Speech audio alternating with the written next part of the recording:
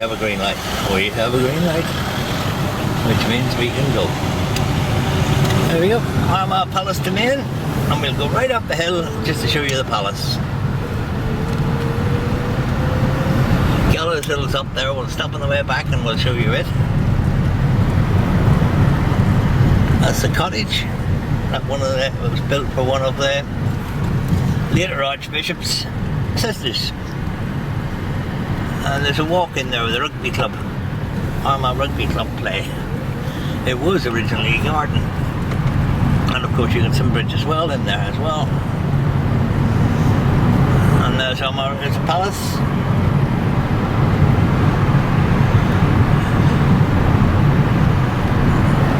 You can see.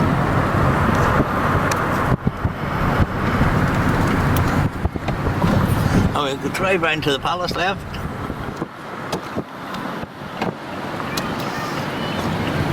To show you what Archbishop Robertson built. Originally it was only 2 stories, and the story was added, and there's a basement story which is for the servants. It was very big grounds. The golf course is over there and it's now built. And there is the palace is grade 1 listed.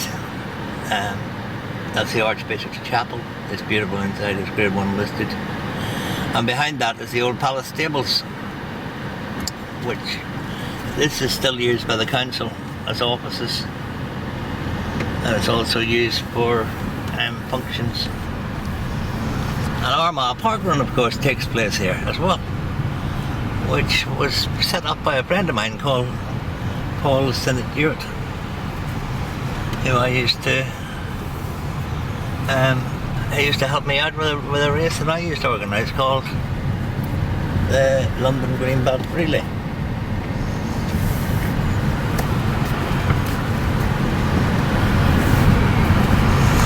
And he set up parkrun in Bushy Park, many years ago, and now it's all over the world.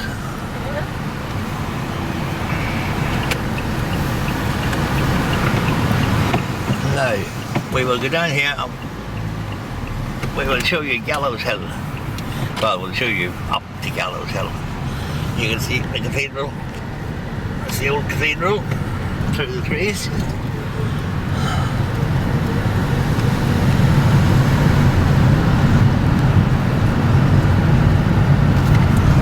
The rugby club. The rugby club wasn't there when they built the Great Road of the Fuse. Rugby's not over 2,000 years old. And here we go, we pull into this little car park down here. And if you look up there, you'll see an information board. And that information board is about you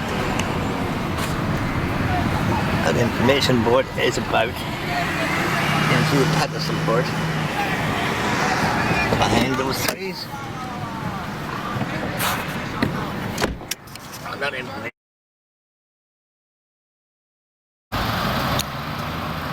Back at Armagh Palace Demesne, and that is the current entrance from Friary Road. It's not the original entrance, because the original entrance went past the rugby club and out beside what is now the old police station.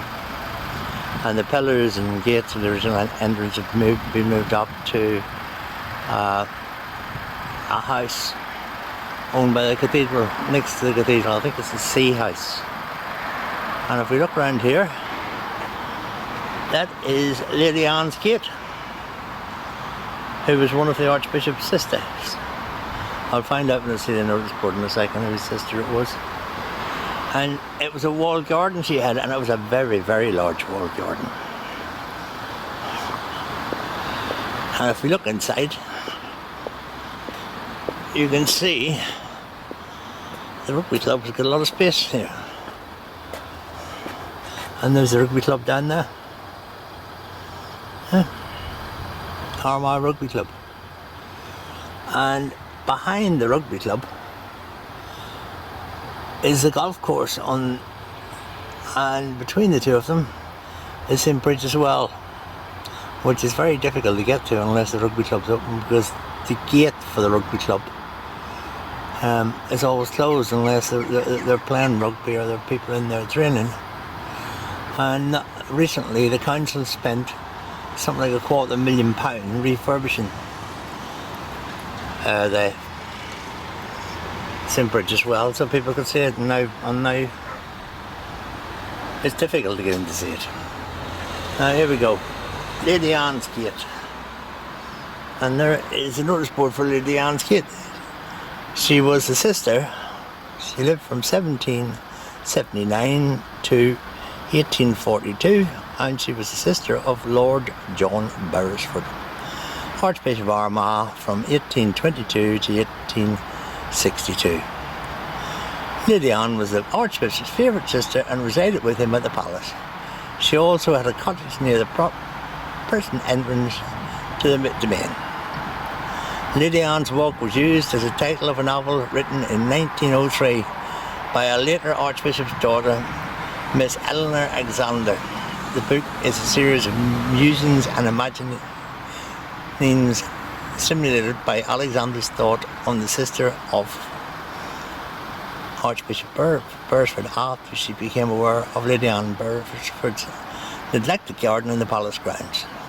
I'll let you read the rest of it yourself. Okay. And down there is, you can see part of the walls of the old friary. Now we'll go back out here.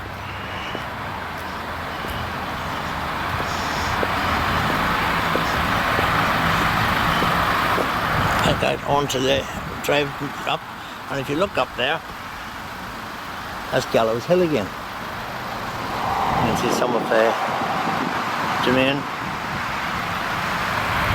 That busy road over there is Friary Road. And I'll just stop us for a while. At the back of Armagh Palace, the white building in front of me, you can see, is the greenhouse, where they used to grow vegetables and herbs and stuff for the palace. Across there is a sensory garden. There's no water turned on, there's usually water run out of fountains and stuff. And if you go along here, apparently Archbishop Robinson didn't like the smell of food. So what he would do is, there's the palace over there, there's his chapel. He would send people over to the stables to cook the food. And the stables you can see through the trees there. Now they would bring the food from the palace stables, they'd bring them across here. There's the palace stables again, back on top. They'd bring them across here, that's the little chapel. It's beautiful inside, that's it was not open. And they'd have to bring them down the steps and under the ground and into the palace. So poor Archbishop Robertson couldn't smell the food. Maybe he had with a peg on his nose. I don't know. Then he couldn't smell the food, I suppose. Although I suppose if you taste something you still smell it, don't you? Now here's the palace.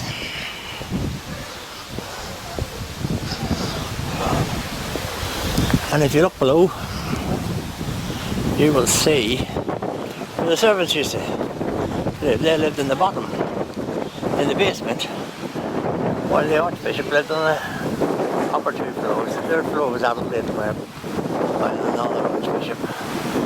And if you go round, you can see the Archbishop's chapel. That's a beautiful little chapel.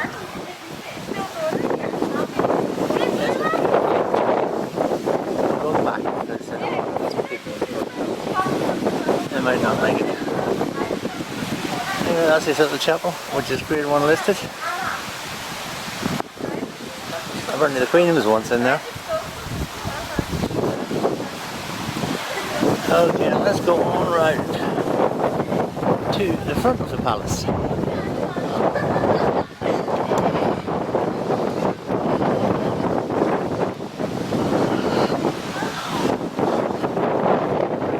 You see the poor old servants were down there. Their windows were below the view of the garden. But then, in those days, that's the way people were treated. There were different classes of people. There were the upper class and the lower class. And there you go, there's a better picture of the Archbishop's chapel. Now, seems to be closed today. I haven't knocked on the door. Yeah, and there's usually a security guard in there. And you can usually get out again. Here we go. And there's the grounds. And there's my sister over there in a car. If we go over here. Okay, I'm going to stop it for a while because I'm going to have to walk a little bit. This board is about Gallows Hill. Archbishop Robinson moved it after he built the palace because he didn't want to see people executed from his palace windows, and he moved it to in front of the new jail, which is further down the road, Friary Road, and a little bit extra, and it overlooks the Mall.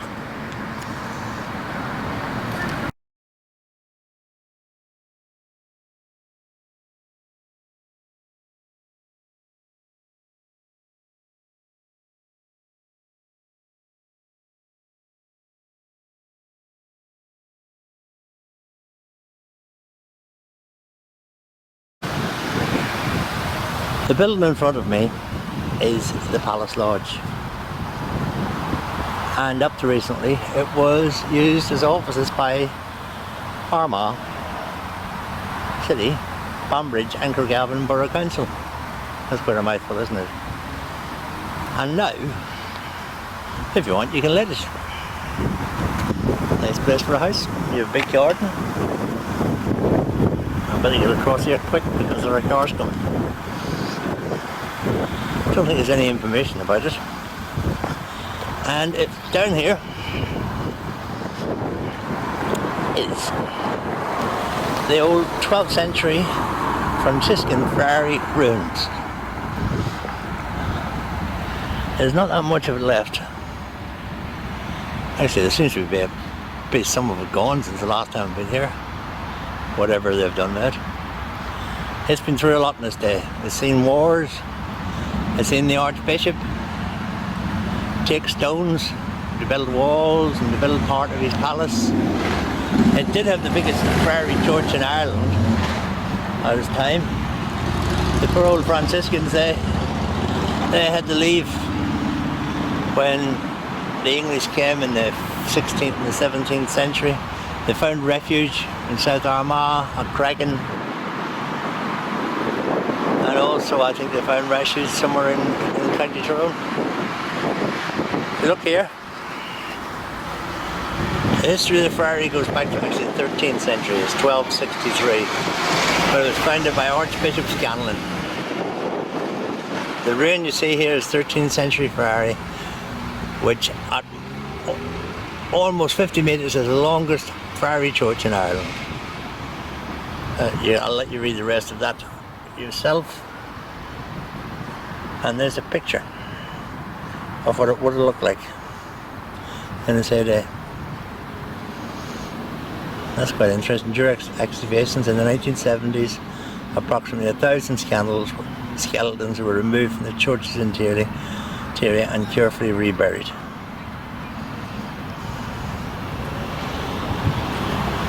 Over there is now a gate into the rugby club, or into what was the old garden.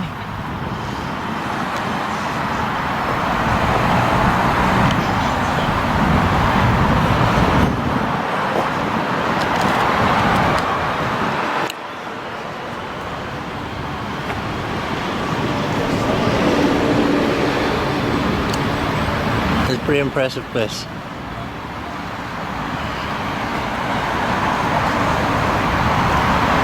Let's get down there. There's a closer look.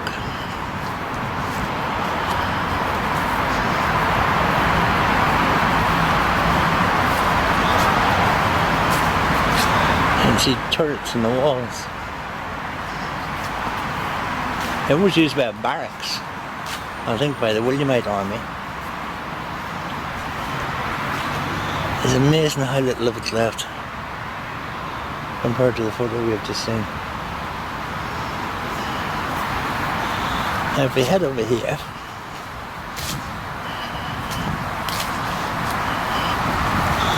I'll stop it because it's a bit of a walk. That is the Armagh City Hotel in front of us, and there's a sign pointing to St. Brigid's Well, which is probably all closed up because it's in the grounds of the rugby club. Oh, the grounds of the rugby club are open. Does that mean I can get in and see St. Brigid's Well? It might do. Now if we go over here, there's an exit to the Palace Demesne.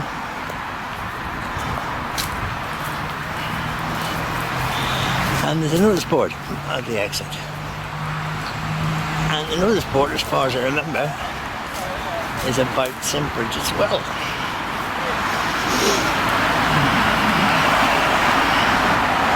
And I find this notice board very, very confusing when I first found it. Because St. Brigid's Well, it seems to send you all over the place to find St. Brigid's Well. And I couldn't find it. Anyway, I shall leave that for you to read. If I have a photograph of it, I'll put a photograph on. There's a map of the castle of the Palace Demesne. And then there's a key to the map. You'll have to pause it if you want to read all this. And now I will head over towards the rugby club and see if I can get to St. Brigid's Well. There are lots of advertising boards in there.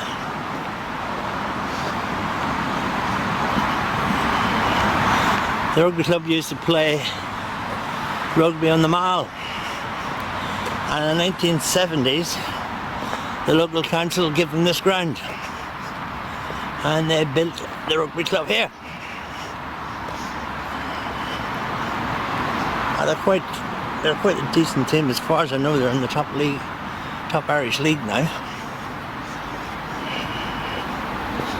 There you go. A huge wall which would have been around Lady Anne's garden. No, there seems to be a function thing. St. Brigid's Well. It is over there somewhere. Might be a bit of a walk. I'll walk for a bit, turn you off. See you in a minute. I'm back at Armagh Rugby Club. That is the main clubhouse. That is the main pitch over there, and in there are two other pitches. And there's also St. Brigid's Well somewhere in there, which I haven't found yet, and which I may not find. It's quite a nice clubhouse. Anyway, I'll leave you with that. And believe it or not, I didn't know Armagh had a homing pigeon society. It was established in 1946. And that is the headquarters of the Homing Pigeon Society. Amazing. One of the most incredible thing I found today. Can't see any pigeons coming back. But maybe they do. Signing off for now. He's back at the hotel.